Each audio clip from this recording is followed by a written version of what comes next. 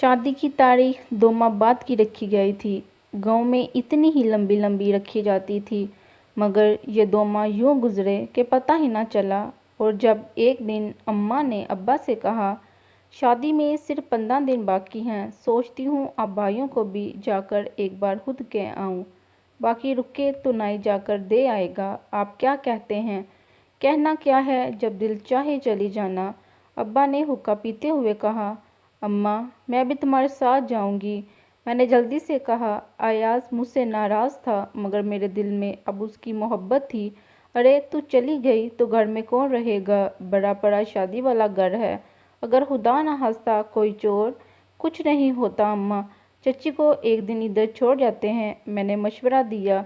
ना आयशा, उनके अपने घर भी तो शादी है, वहाँ 3 भाभियाँ भी तो हैं। मैंने तन कर कहा, अरे समझा कर, मैं सिर्फ एक दिन के लिए तो जा रही हूँ, तू कहाँ हज्जल हवार होती फिरेगी मेरे साथ।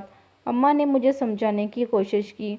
अम्मा कुछ भी हो मैं तो ज़रूर जाऊँगी, मैंने मुंह बसोरते हुए कहा। ठीक है चली जाना, अब्बा ने मेरे सर पर हाथ रखते हुए कहा। फिर अम्मा से बोले, ले जाना, कभी गई भी तो नहीं मेरी दी वहाँ। अम्मा बादो नहास्ता मान गई और बहुत सुबह ही सुबह फिरोज भाई लाहौर लाड़ी अड्डे छोड़ गए।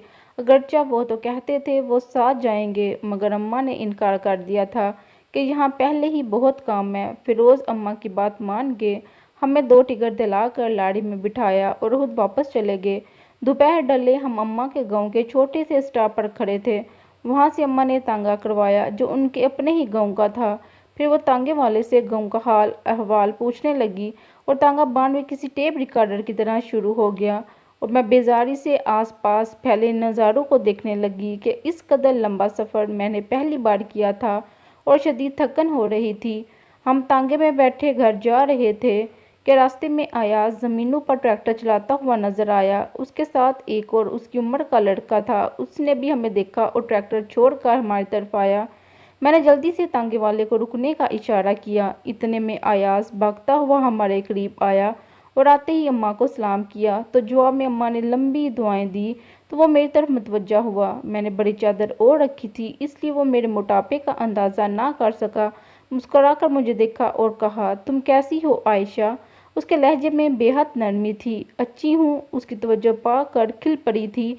इतने में वो दूसरा लड़का भी करीब चला आया। अयान ने उसके करीब आते ही कहा, कदीर ये मेरी फूफी हैं, इनको तो तुम जानते हो, और ये आयशा मेरी कज़न, क्या समझे? अच्छा। उसने पहले अम्मा फिर मुझे सलाम किया और मुस्कुराने लगा। वो बहुत नरम चेहरा था। उसके मुस्कुराने पर मैंने सोचा, हो सकता है अयाज ने उसको मेरे बारे में बता दिया हो। हाँ यही बात हो सकती है, जब भी तो वो मुझे देखकर शरारत से मुस्कुरा रहा था। अचानक अयाज उसे कुछ कहते हुए तांगे वाले के साथ आगे बैठ गया। वो हमारे साथ ही अब घर जा रहा था और साथ ही साथ अम्मा से बातें भी करता जा रहा था। उसके बाद उसने मुझे एक बार भी मुखातब ना किया था, मगर मैं खुश थी कि उसने घूरा भी ना था और ना ही डांटा था। वो अम्मा से परवेज भाई की शादी का ही पूछ रहा था और अम्मा हर बात का तफसीली और लंबा जवाब दे रही थी। इतने में घर भी आ गया और हम अंदर चले आए। अम्मा के घर पहुंचते ही गोया हंगामा सा मच गया कि दूसरे 2 मामू भी अपने घराने के साथ आए हुए थे। वो सब अम्मा से ज़्यादा मुझे उनके साथ देखकर खुश हुए थे, जो पहली बार उनके यहाँ आई थी। सबसे ज़्यादा खुश मेरी नंदे थी। मुझे देखते ही मसरत और नुदरत इशारा करके मुस्कुराने लगी, मगर मैंने कुछ तवज्जो ना दी कि सब भी मौजूद थे। फिर सब बड़ी सी लान में बैठ गए। अम्मा उनको शादी की तैयारी के बारे में बता रही थी, जबकि अयाज हमें छोड़कर दोबारा ज़मीन पर चला गया था। रात का खाना सबने मिलकर खाया था, जबकि हमारे यहाँ पहले मर्दों को खिलाया जाता था, बाद में औरतें और बच्चे खाते थे, मगर यहाँ सब औरतों, मर्दों और बच्चों ने इकट्ठे खाना खाया था। खाने से फारग होते ही अम्मा फिर भाइयों के पास बैठ गई और मैं सोने का कहकर अपनी नंद मसरत के कमरे में आ गई कि खाना खाते ही मुझे नींद आने लगती थी। मसरत ने मेरे लिए बिस्तर लगा दिया और मैं लेट गई। वैसे ये तवील सफ़र मैंने पहली बार अयाज के लिए किया था। हालांकि वो मुझसे नाराज़ होकर आया था, बल्कि डांट कर और धमकी देकर, मगर मैं फिर भी एक नज़र उसे देखने के लिए चली आई थी। अभी मैं गुंदगी में ही थी जब अयाज की खनकदार आवाज़ आई, क्या हो रहा है भाई? फिर वही सोने का काम, उठो। कहते हुए अयाज ने मेरे ऊपर से लिहाफ खींच लिया। क्या करते हो, देखते नहीं कितनी सर्दी है? मैं नींद से बंद होती हुई आंखों को पूरा खोलते हुए बोली। फिर उसके तरफ देखा। वो चारपाई के करीब खड़ा बड़ी गहरी नज़रों से मुझे देख रहा था, बल्कि मेरा मुआयना कर रहा था। मुझे आंखें खोलते देख कर बोला, अरे अगर गलती से आ ही गई हो तो उठो, बातें करो। क्या बातें करूं? मैंने सुस्ती से कहा कि मुझे मालूम था वो कैसी बातें करेगा। पढ़ाई कैसी जा रही है, टेस्ट कैसे हुए, ये तो बता दो कम से कम। वो मुझे देखते हुए पूछ रहा था। जब से शादी की तारीख तय हुई है तब से अम्मा ने स्कूल से छुट्टियां करवा रखी हैं। मैंने खुद को बचाते हुए सारा इल्ज़ाम अम्मा पर रखने की कोशिश की। क्या? यानी कि 1.5 माह से तुम स्कूल नहीं गई और घर भी नहीं पड़ा होगा, है ना? घर कहाँ होती हूँ, सारा दिन तो लाहौर कसूर के बाज़ारों में गुजर जाता है। शादी की खरीदारी में तुमने इतनी जल्दी से दिन रखवा दिए थे। काम वाम सारा मुझे और अम्मा ही को करना था। मैंने खुद को कामिल ज़ाहिर करने की कोशिश की। वज़न कितना है? गोए पर मेरी बात मान गया था और अब दूसरी तरफ आ गया था। मैंने कभी किया ही नहीं।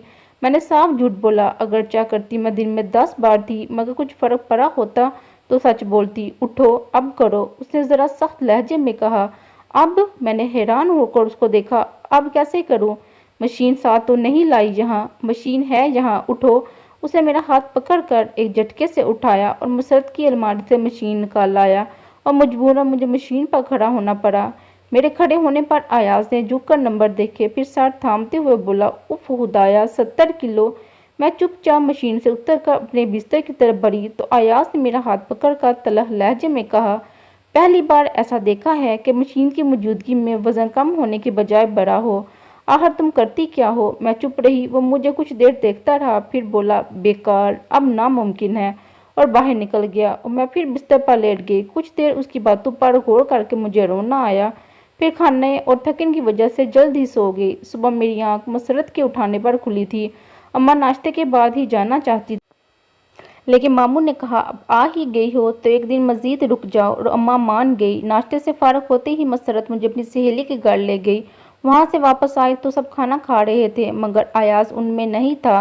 कल रात के बाद वो मुझे नजर नहीं आया था। सुबह नाश्ते पर भी वो मौजूद नहीं था। मैं हैरान थी, वो आहर गया कहाँ? जैसे तैसे मैंने खाना खाया, फिर मसरत से पूछा, क्या बात है, तुम्हारा भाई नजर नहीं आ रहा? वो रात पानी की बारी हमारी थी ना, इसलिए वो रात भर बाहर आदमियों के साथ खेतों पर थे और सुबह आते ही सो गए और अभी तक सो रहे हैं, मसरत ने बताया। अच्छा चलो, अब मैं भी खेत वगैरह देखने चलूंगी। क्यों, पहले कभी नहीं देखे? मसरत ने हंस कर पूछा। नहीं, और हाँ, फार्म देखने भी जाऊंगी। मैंने कहा तो हम सब कज़न, जिनमें मेरी नदें मसरत और नुदरत और दोनों दूसरे मामू की बेटियां नीली, फरजाना और रजवाना शामिल थी, बाहर निकल आई। जब हम सब कज़न डेरे में पहुंचे तो वहां चंद दूसरे आदमियों के साथ कदीर भी बैठा हुआ था। हमें देखकर फौरन खड़ा हो गया, जबकि दूसरे आदमी उस कच्चे कमरे में चले गए जिसके बाहर 4 कांटे वाला टोका लगा हुआ था। अब हमारे सामने वहां सिर्फ कदीर खड़ा था, या फिर 2-3 बड़े बड़े स्याह कुत्ते जो एक तरफ बैठे थे और शायद हमें देखकर डिस्टर्ब हो गए थे और अब भौंकने की तैयारी कर रहे थे। अयाज नहीं आया? वो मुसरत से पूछ रहा था। तब मैंने पहली बार उसको देखा। साफ रंग, तीखे नक्श, लंबा कद, मगर चेहरे पर गहरी संजीदगी और आंखों में हल्की सी उदासी थी। मेरा जी चाहा उसे देखते ही रहूं। भाईजान तो सो रहे थे, इसलिए हम अकेली चली आई, मसरत कह रही थी, जबकि मैं टक टक उसको देखे जा रही थी। अभी तक सो रहा है? कदीर हैरान सा पूछ रहा था। असल में रात पानी की बारी हमारी थी। सारी रात वो जागते रहे और सुबह घर जाते ही सो गए। मसरत ने अब जरा तफसील से बताया। सारी रात मैं भी उसके साथ ही रहा हूँ। खैर, अब आप बताएं, आपकी क्या खिदमत की जाए? वो हंस कर मुझे देखते हुए बोला और साथ ही किसी को गन्नी कहकर पुकारा, सिर्फ सैर करवा दें। मैंने शर्मा कर कहा, सैर कैसी? मुंजी के बाद खेत खाली हैं और गंदम की बुवाई की जा रही है। जिनकी बुवाई वक्त पर हो गई थी वो तो आजकल पानी लगा रहे हैं, जैसे कि अयाज वगैरह, और बाज़ ऐसे भी हैं जिनकी मुंजी देर से लगी, देर से पकी, वो भी फारग हो रहे हैं। कदीर मेरी मालूमात में इजाफा करते हुए बोला, फिर तो उनकी गंदम भी देर से लगेगी। मैंने अपनी तरफ से अपनी अक्लमंदी का रौब जहारा। ये तो जाहिर बात है। अब यही देखें, अयाज ने पहला पानी जो ठीक 40 दिन बाद लगाया जाना था लगा दिया है। असल में वक्त पर फसल की बुवाई हो तो पैदावार में इजाफा भी होता है और परेशानी भी नहीं होती। फिर लोग देर क्यों करते हैं? मैंने कहा। बाकी सब इधर उधर फिरने में मसरूफ हो गई थी और वो तीनों कुत्ते भी न जाने किधर चले गए थे। जबकि कदीर पूरी तरह मेरी तरफ मतवज्जा था। लोग खुद कहाँ देर करते हैं, कभी बीच वक्त पर नहीं मिलता और कभी पानी। खासकर पानी से मसला ज़्यादा बिगड़ जाता है। पानी लेट मिले तो बुवाई भी लेट होगी और पैदावार भी कम होगी और परेशानी अलग। वो आहिस्ता आहिस्ता यूं बोला गोया मैं इसका इंटरव्यू कर रही हूँ। अब खुद क्या करते हैं, मैंने पूछ ही लिया कि वो कल भी हमें मिला था यहीं पर और आज भी। वो मुस्कुरा दिया, उदास मुस्कुराहट। यहाँ अपने खेतों पर होता हूँ। पढ़ाई मुकम्मल कर ली आपने? ना जाने कैसे मेरे मुंह से ये जुमला निकल गया। हालांकि मैं इस बात को कभी पसंद ना करती थी कोई मुझसे पढ़ाई के बारे में पूछे। मैट्रिक के बाद तलीम को खैर बात कह दिया, शौक नहीं था। मैंने महज बात जारी रखने की खातिर पूछा। शौक तो बहुत था, मगर अब्बा कहते थे अब मुझे ज़मीनों पर काम करना चाहिए, तो आप कह देते आप पढ़ना चाहते हैं। कहा तो था, मगर अम्मा ने कहा इतना ही बहुत है जो पढ़ लिया। और असल वो तो मुझे शुरू ही से नहीं पढ़ाना चाहती थी, मगर अब्बा समझते थे खत वगैरह लिखने, पढ़ने और हिसाब किताब करने के लिए मुझे मैट्रिक ज़रूर करना चाहिए। जबकि मैं अयाज की तरह आर्मी में जाना चाहता था, मगर अम्मा को ये बात पसंद ना थी। इसके लहजे में दुख था। ये अम्मा बड़ी अजीब होती हैं, जो काम औलाद चाहे उसे पसंद नहीं करती। अब मुझे देखे, मैं पढ़ना नहीं चाहती, मगर अम्मा कहती हैं मुझे मैट्रिक ज़रूर करना है। क्या हम नहीं समझ सकते कि हमें क्या करना है? मैंने ज़रा गुस्से से कहा कि पढ़ाई के नाम पर मुझे हमेशा खुद बहुत गुस्सा आ जाता था और आपको पढ़ना बिल्कुल अच्छा नहीं लगता है ना? वो मुस्कुरा कर कह रहा था। हाँ, मैंने इस बात में सर हिला दिया। कोई ज़रूरी तो नहीं कि हर बंदा पढ़े। बुरी बात है, पढ़ाई तो बहुत अच्छी चीज़ है। वो मुझे समझाते हुए बोला। तो फिर आप खुद क्यों नहीं पढ़ते? बताया तो है, अम्मा पसंद नहीं करती। वैसे इस साल मैंने छुप कर एफए की प्राइवेट तैयारी की और इम्तिहान दिया। अब देखें क्या रिजल्ट निकलता है।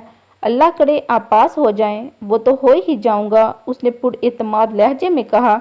इतने में एक आदमी जिसे कदीर ने गनी कहा था बहुत सारी छलियां भून कर ले आया और लड़कियां जो हमारी बातों से बोर होकर इधर उधर फिर रही थी सब एक जगह जमा होकर खाने लगी और मैं खाने के साथ साथ ऊपर देखने लगी। खुली जगह पर आसमान कितना प्यारा लगता है। नीचे ज़मीन पर सरसब्ज शादाब खेत और ऊपर नीले आसमान की छत, जो खुली जगह होने की वजह से यूं लग रहा था जैसे ज़मीन पर झुककर आया हो। चारों तरफ झुका आसमान बहुत खूबसूरत लग रहा था। मैंने ये मंजर पहली बार देखा था। गो के हम भी गांव में रहते थे, मगर इधर खेत कम और बागात ज़्यादा थे और यहाँ ताहद्दे नज़र ज़मीन थी और उस पर झुका साफ शफाफ आसमान। मैं इस खूबसूरत मंजर में गुम थी जो कि मुझे बहुत अच्छा लग रहा था। ये क्या हो रहा है? अयाज की आवाज़ सुनकर मैं चौंक कर मुड़ी तो वो तरोताज़ा खड़ा हम सबको घूर रहा था।